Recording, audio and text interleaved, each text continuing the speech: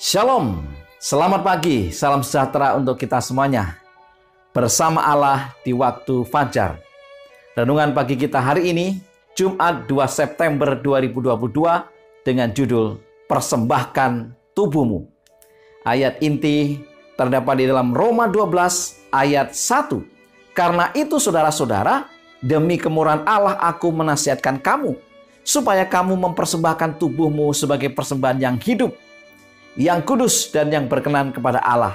Itu adalah ibadahmu yang sejati. Saudara-saudara yang dikasihi Tuhan, pagi ini kembali saya memberikan 3 poin penting yang menjadi dasar perenungan kita.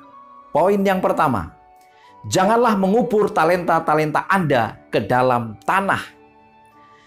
Anda bukanlah milik Anda sendiri.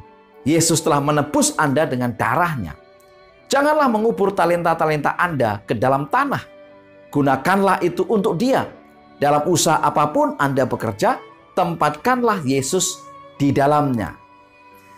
Amanat kepada orang muda halaman 83 lebih lanjut menegaskan, kita dan semua yang kita miliki adalah kepunyaan Allah. Janganlah menganggap sebagai satu pengorbanan kalau kita mengasihi Dia dengan segenap hati. Hati itu sendiri harus diberikan kepadanya sebagai persembahan sukarela. Saudara-saudara yang kasih Tuhan, sangat jelas ditekankan bahwa apa yang menjadi bagian kita ini, ya apa yang menjadi hidup kita ini ternyata adalah milik Allah. Dari mana dasarnya? Karena Allah telah menebus akan diri kita. Kenapa kita perlu ditebus? Kita adalah orang berdosa. Dan kita telah ditebus oleh Tuhan. Dan Tuhan telah memberikan kepada kita banyak hal. Termasuk diantaranya adalah talenta-talenta, tubuh, pikiran. Ya, kita ini diberkati dengan jasmani, rohani, mental, sosial, dan semuanya itu harus kita pertanggungjawabkan. Itu diberikan oleh Tuhan. Jangan disimpan. Biarlah kita berikan untuk melayani Tuhan melalui orang-orang yang ada di sekitar kita. Poin yang kedua, tubuh adalah satu-satunya perantara dengan mana pikiran dan jiwa dikembangkan untuk pembentukan tabiat. Tubuh adalah satu-satunya perantara dengan mana pikiran dan jiwa dikembangkan untuk pembentukan tabiat. Karena itulah musuh jiwa-jiwa mengarahkan godaannya kepada melemahkan dan merosotkan kesanggupan-kesanggupan tubuh. Karena tubuh ini begitu penting, saudara.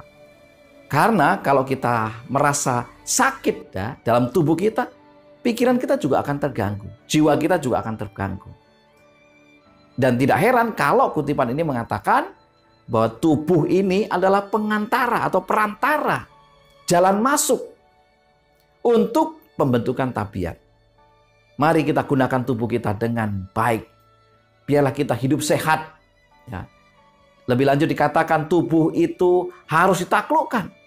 Tuntutan-tuntutan Allah harus menguasai hati nurani. Pria dan wanita harus disadarkan akan kewajiban penguasaan diri. Akan perlunya kemurnian, bebas dari segala selera yang merusak dan kebiasaan yang mencemarkan. Ayat inti kita tadi mengatakan, biarlah kita mempersembahkan tubuh kita ini sebagai persembahan yang hidup, yang berkenan kepada Allah. Oleh sebab itu, kita harus mengendalikan diri, menguasai diri. Ya. Termasuk di dalamnya adalah menguasai hati, pikiran kita. Menaklukkan tubuh ini. Untuk apa? Untuk kita persembahkan kepada Tuhan. Poin ketiga, pikiran dan tubuh adalah pemberian Allah dan harus dipelihara dalam kondisi sebaik mungkin untuk pekerjaannya. Seri Membina Keluarga Jilid 4 halaman 110. Mereka perlu diyakinkan dengan fakta bahwa segala kemampuan pikiran dan tubuh adalah pemberian Allah dan harus dipelihara dalam kondisi sebaik mungkin untuk pekerjaannya. Dengan kata lain, kalau kita tidak menjaga pikiran kita dengan baik, kalau kita tidak menjaga tubuh kita dengan baik, sejatinya kita sedang menghina Allah karena Allah sudah mati, sudah menebus akan tubuh kita, tubuh yang berdosa ini. Allah telah memberikan kepada kita hal yang baik, biarlah kita menggunakannya dengan baik.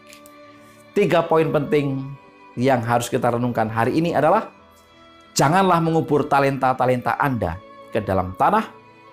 Yang kedua, tubuh adalah satu-satunya perantara dengan mana pikiran dan jiwa dikembangkan untuk pembentukan tabiat.